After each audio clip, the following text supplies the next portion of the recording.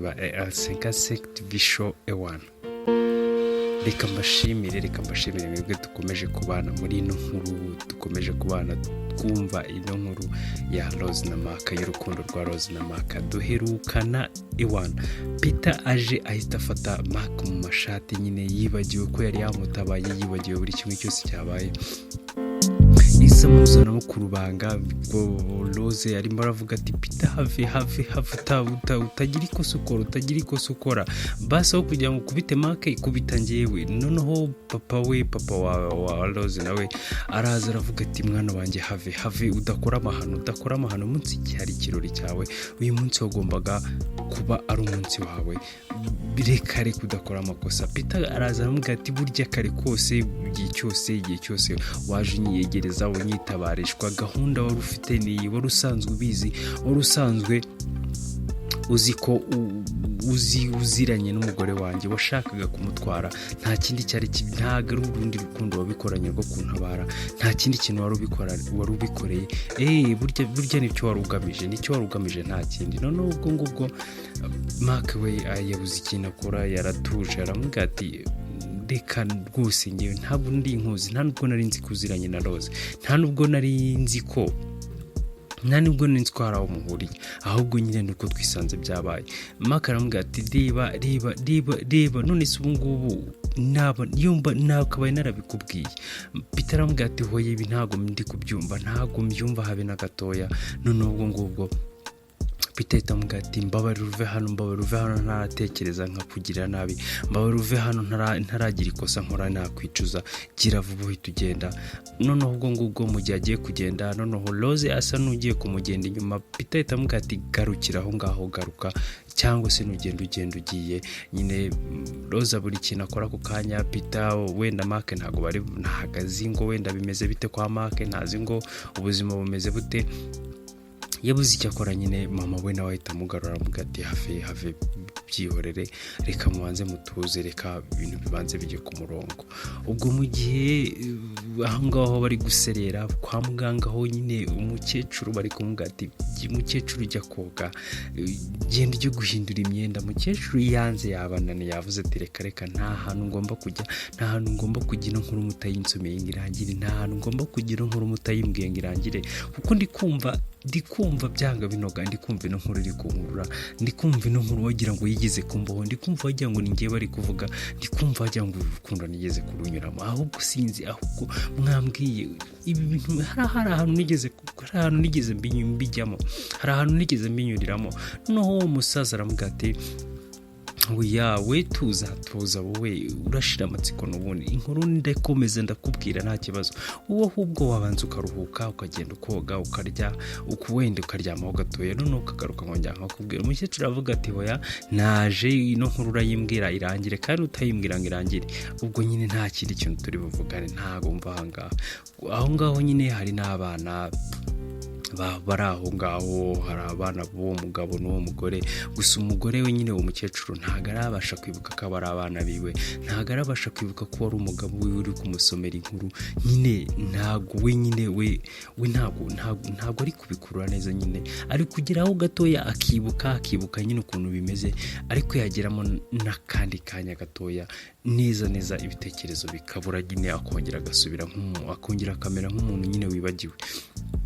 Ubwo sasa muganga nawe yaraje aravuga ati nyamara wagakwiye kugenda, wagakwiye koga, wakakwiye kubanza ukaruhuka.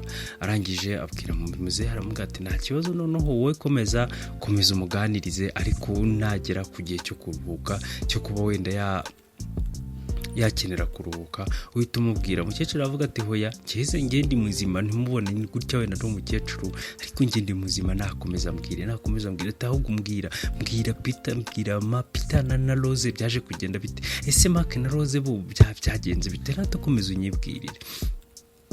Ubwo muzehe nawe akamubwira ati rero ubwo ngubwo Mark yaratashye, ataha asubira muri cya cyaro cy'iwabo, aragenda nyine afite umujinya, ari kugenda nyine ahondagura ibintu byose asanze mu nzu. Aravuga turabona ibi bintu byose Rose yankoreye, reba ukuntu bimeze gutya na gutya.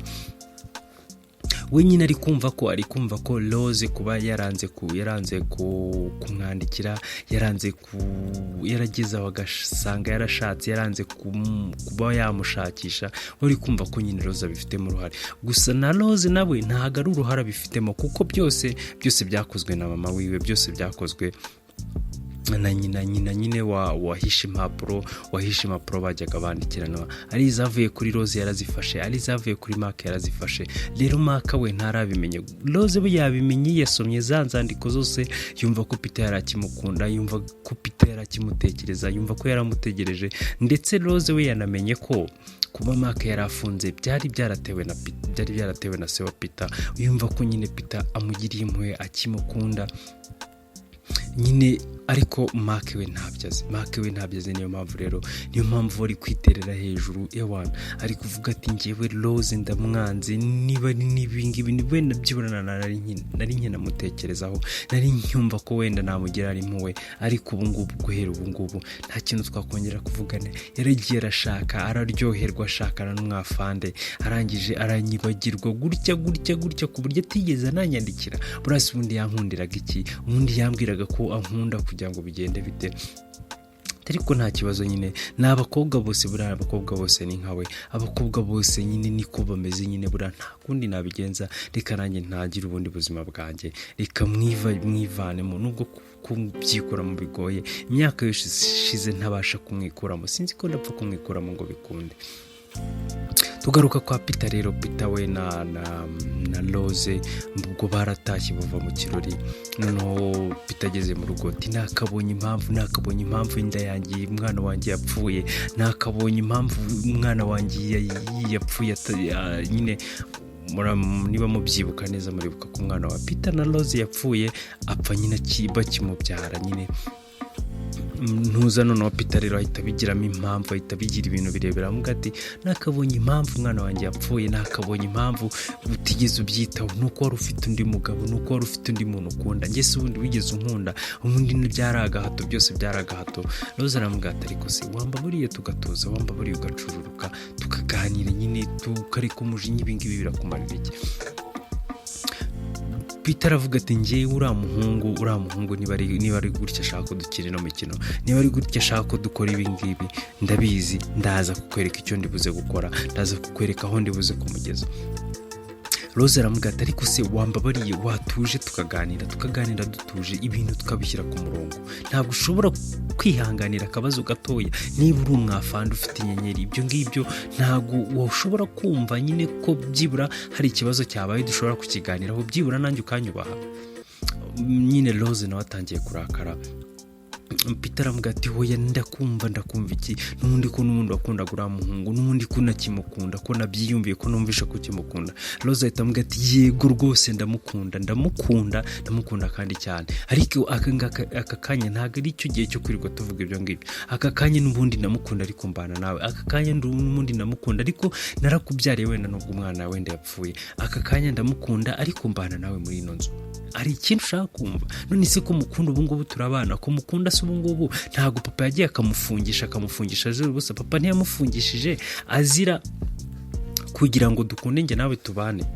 Mark aravuga ati bamufunga kubera iki se, bagira gute? Rose aramubwira ati reba umunsi tuva muri cya cyaro, umunsi tuva hahandi, urabizi ko nagiye meze nabi, urabizi ko nagiye muri kiriya cyaro meze nabi. Uriya muhungu niwe wantabaye, uriya muhungu yantabariye ubuzima, handi nari ngiye gupfa, handi nari nabuze untabara na papa ubwe yabuze icyo akora. Uriya muhungu niwe wantabaye, nubwo bwose niyo ataza no kuntabara icyo gihe nakabaye nariyahuye, kuko nakatumye byibura ndezista kugira ngo anaboneka angereho antabare. Akantu katumye ndezista kugira ngo mbe nkiriho ako kanya niwe wakampaye, niwe wanganirije, niwe watumye ntuza mu mutima wanjye. Ese buri reka tuvuge ku nkunda, ntunganiriza, ntumvugisha, ntugira ute, icyawe n'ukwirirwa watamirije aho ngaho ngo uri umujenerali, ngo ufite amapeti, ngo ugize ute, ngo ufite abantu ukuriye mu gisirikare. Ubundi wowe uzi urukundo icyo ari cyo, ubundi wowe uzi cyo gukunda icyo bivuze, ko ari uguhora uri aho ngaho kumva ko ibintu byose nyine, niba ufite amafaranga ukumva ko niba ufite ubwo buyobozi, niba ufite nyine ibyo mitungo y'iwanyu kumva ko ari byo bigomba kubaka urugo. Ibyo si byo njye nkeneye, ibyo si byo njye nashakaga. Njye nashakaga umuntu mbwira, nashakaga umuntu nganiriza, nashakaga umuntu mbwira ibyanjye akabyumva, nkabwira umuntu akangira inama nk'uko nanjye namugira inama. Ariko si we inama wangira ni iyihe? Ikintu twaganira ukacyumva ni igiki? Ikintu cyose kiba kivuzwa ari amafaranga, njye mfite amafaranga, njye ngize ute?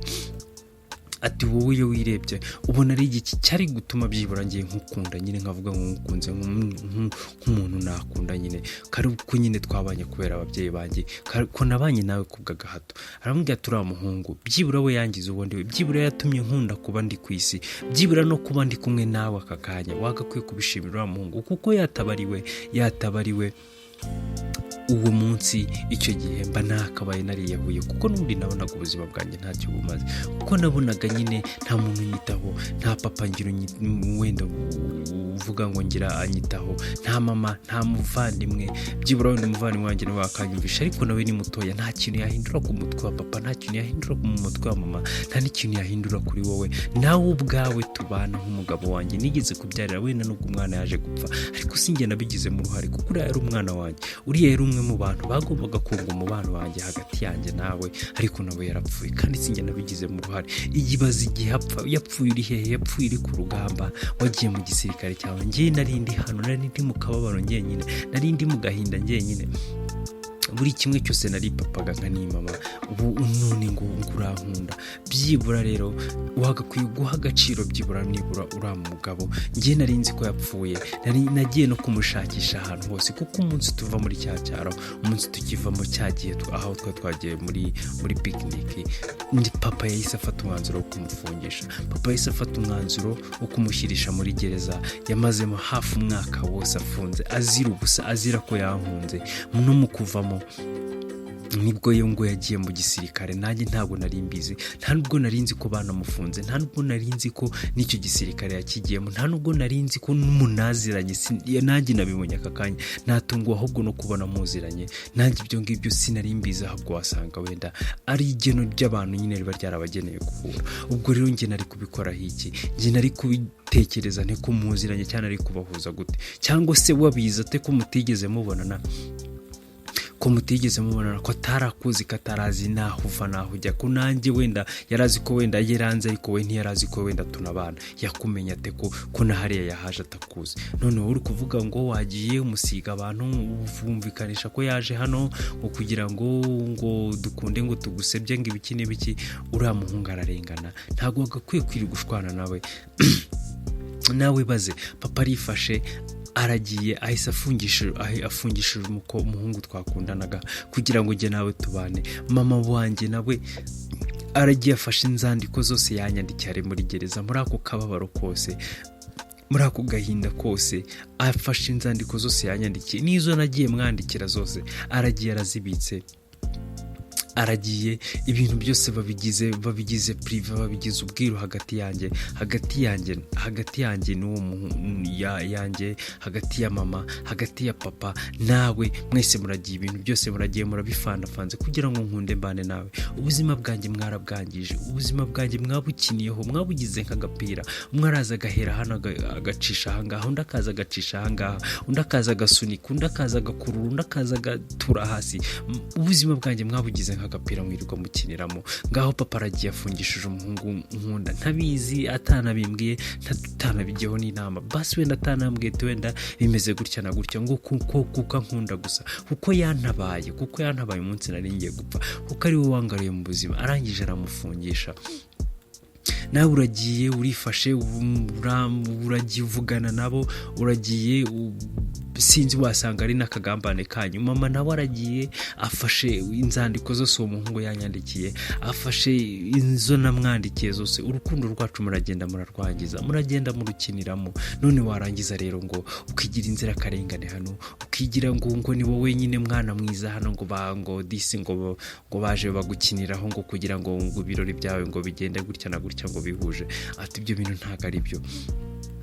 Kwikunda nta kintu bizabamarira, twikunda nta n'ikintu bizabagezaho. Ati kandi ikindi noneho kugira ngo unamenye ko ndi seriye aka kanya, guhera aka kanya njyewe nta kintu tuzongera kuvugana, n'ibintu byanjye byose napakiye nazinze, kandi nako nta nubwo ari ngombwa no kuzinga ndagiye nta kintu, nta hantu tuzongera guhurira nawe, singushaka mu buzima bwanjye, sinshaka ababyeyi banjye mu buzima bwanjye, nta kintu nshaka, nta muntu nshaka kumva, nta n'umuntu n'umwe ngomba kumva, byibura uwo nagakwiye kumva ni murumuna wanjye mutoya, ariko nawe aracyari umwana, ntabwo nshaka kumushyira muri ibi, ntabwo nshaka kumwangiriza ubuzima bwiwe hakiri kare gutya.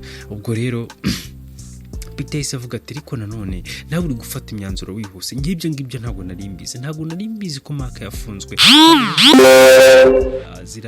azira amaherere, ntabwo nzi ko yafunzwe azira ibintu nk'ibyo ndarengana, ntabwo nari mbizi pe. Noneho Rose ahita amuga ati ntabwo wari ubizi, rero niba utari ubizi wakagombye kuba wacishije makeya ukavuga ati ahubwo wenda mpuziranye he, byagenze bite, ntabwo wagakwiye kuza uhita utangira uvuga ngo ufata umuntu mu mashati umuniga, uruje kumushimira ko yagutabariye ubuzima. Uko yatabaye ubuzima bwawe rero, niba wumva ko yaratabaye ubuzima bwawe atakuzi, ni nako nanjye yatabaye ubwanjye atanzi, kuko njye duhura bwa mbere nta n'umuntu nta n'uwo wari wabonye isura y'undi, umve ko noneho uriya muhungu atari afite na gahunda yo kunkunda, ahubwo ninjye nabimwinjizemo, ibintu byose ninjye nabikoze, ninjye natumye nkunda, ninjye natumye ibintu byose abijyamo. Arangije nyuma yo kumushyira muri uwo mwanda wose, arandakariye kuko wenda atazi ko wenda yumva ko ntigeze mwandikira, yumva ko ntigezemo ibyo namusezeranyije ntabikoze, arandakariye kuko namusize mu rukundo narangiza nkamuta. None hiyongeyeho ibyawe byo gutangira umufata mu mashati, hiyongeyeho ibya mama, hiyongeyeho ibya papa, ati ibyo bintu byose rero ndabirambiwe, iyi si ndimo y'ubugoryi ndayirambiwe, nshaka kuyivamo, ibintu nshaka kubivamo, nshaka kugenda nkajya kure y'ibi ngibi. Arangije atavuga ati bayi, kandi uzansezerere ku babyeyi, uzansezerere ku bavandimwe, kuko ngewe aka kanya ndabirambiwe.